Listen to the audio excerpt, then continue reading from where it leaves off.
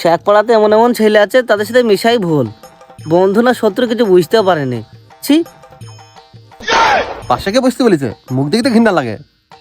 বাপের মাজা মোটা, দেখুন ও নিজে মোটা হয়েছি, এর প্যানও কেনে না, ওই প্যান পিদি পিদি চালাইছি, ভালোই লাগে না দেখতে। ফকিরের খাবার কেড়ি খায় আবার, বাপ্পা বড় বড় ডাইলগ, পকেটে একটা থাকে না, বাপ্পা ফুটানি কত। চুপবি, তোরা চুপবি, শুধু ঝামেলা শুধু ঝামেলা, ঝামেলা আর মিটবি না।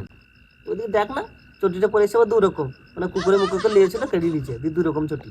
নিজেটা দেখ না, মায়ের চটিটা পড়িয়েছে, নিজেটা ক্ষয় হয়ে যাবে বলি।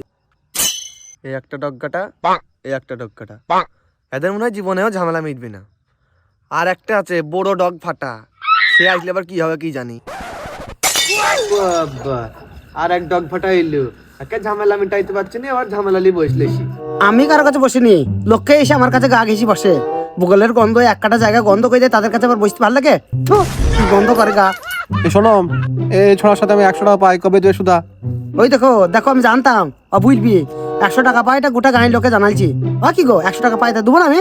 হ্যালো চাচা, তোমার এমনিতে তো ডগটা ফাটা, তার মধ্যে এদের ঝামেলা আবার মিটাইতে পারছি নি, আবার তুমি উড়ে এসে জুড়ি বসছো।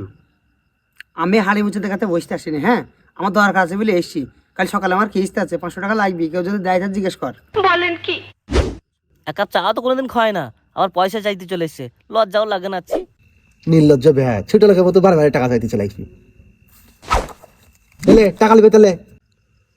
আমিও তো হাড়ি মুছতে টাকায় হাত দিনি, হ্যাঁ যার পয়সা দেওয়ার মন হবে সে আমার পকেটে ভোজ দেখ।